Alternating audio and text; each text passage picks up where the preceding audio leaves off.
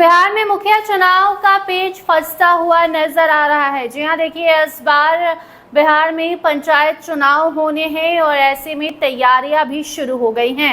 एक तरफ मुखिया उम्मीदवार तैयारी कर रहे हैं, दूसरी तरफ चुनाव की तैयारी भी प्रशासन करने में लगी हुई है और वहीं तीसरी तरफ मुखिया संघ पटना हाई कोर्ट पहुंच जाता है, जहां पर बिहार में चुनाव से पहले परिसीमन कराने की मांग कर दी गई है।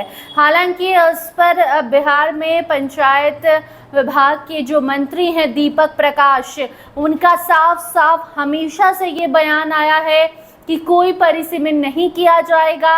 जैसे पहले जनगणना के आधारित पर चुनाव कराए गए हैं, उसी आधारित पर इस बार भी बिहार में पंचायत चुनाव उसी आधार पर किए जाएंगे। लेकिन मुखिया संघ की मांग है कि चुनाव से पहले बिहार में परिसीमन सभी पंचायतों का किया जाए, क्योंकि देखिए इस बार आरक्षण पंचायतों का बदलने वाला है। कई पंचायत से आरक्षण छीनकर दूसरे पंचायतों को दिए जाने हैं, लेकिन ये किस आधार पर होगा?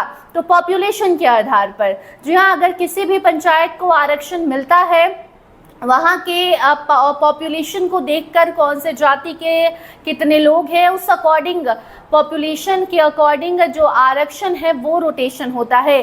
और इस बार बिहार में होने वाले पंचायत चुनाव के पहले रिजर्वेशन रोटेशन यानी कि आरक्षण में बड़ा बदलाव होने वाला है।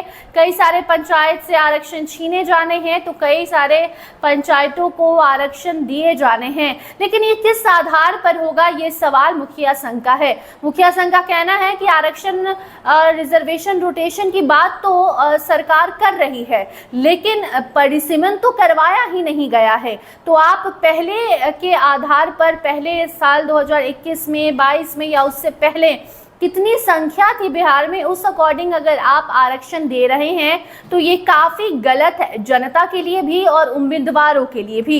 ऐसे में एक नई बहस बिहार में छिड़ गई है, क्योंकि एक तरफ जहां दीपक प्रकाश का साफ कहना है कि परिसीमन नहीं किया जाएगा, लेकिन दूसरी तरफ मुखिया संघ पटना हाई कोर्ट पहुंच चुका है। और आपको बता दें कि जो याचिका दायर की गई है उसमें परिसीमन में बदलाव की मांग है, परिसीमन बिहार में कराने की मांग है। आपको बता दें कि इस याचिका में साफ कहा गया है कि जिला परिषद, पंचायत समिति और पंचायतों का नए सिरे से परिसीमन कराए जाने के लिए बिहार सरकार और बाकी और को निर्देश दिए जाए कोर्ट से, ये काम पंचायती चुनाव के पहले पूरा कर लिया जाए।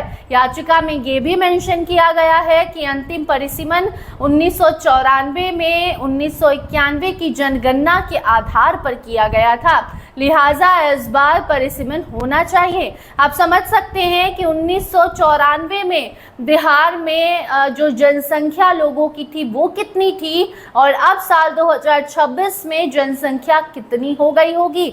ऐसे में मुखिया संघ अपनी बात पर अड़ी है कि आप चुनाव के पहले परिसीमन पूरा कीजिए, उस आधार पर रिजर्वेशन रोटेशन कीजिए और फिर चुनाव करवाइए। लेकिन सरकार कह रही है कि हम परिसीमन करवाएंगे ही नहीं। अब सरकार और मुखिया संघ के बीच एक जुबानी जंग छिड़ गई है और मुखिया पेच फंस गया है। मुखिया चुनाव की तैयारी जो हो रही है, लाखों करोड़ों रुपए ईवीएम मशीन पर खर्च किए जा रहे हैं, क्योंकि इस बार सिर्फ एक बटन से 6 पदों पर वोटिंग होनी है। इसके पहले ऐसा नहीं था, लेकिन इस बार ये नियम बदल गया है। बहुत सारे नियमों में बदलाव और पारदर्शिता के साथ चुनाव कराने की तैयारी चल रही है। इसके साथ साथ चर्चाएं तो ये भी है कि इस बार पार्टी वाइज भी चुनाव हो सकती है। लेकिन देखना होगा कि पहले मुखिया संघ को सरकार कैसे मनाती है। दीपक प्रकाश क्या मुखिया संघ को नाराज करके ये पंचायत चुनाव कराते हैं या फिर किसी भी तरीके से मुखिया संघ को मनाने की कोशिश की जाती है, ये देखना दिलचस्प होगा। फिलहाल इस खबर में इतना ही। इससे जुड़ी कोई नई रिपोर्ट सीट जैसे आती है उस अपडेट को आप तक हम जरूर पहुंचाएंगे। देखते रहिए स्टार टीवी बिहार। धन्यवाद।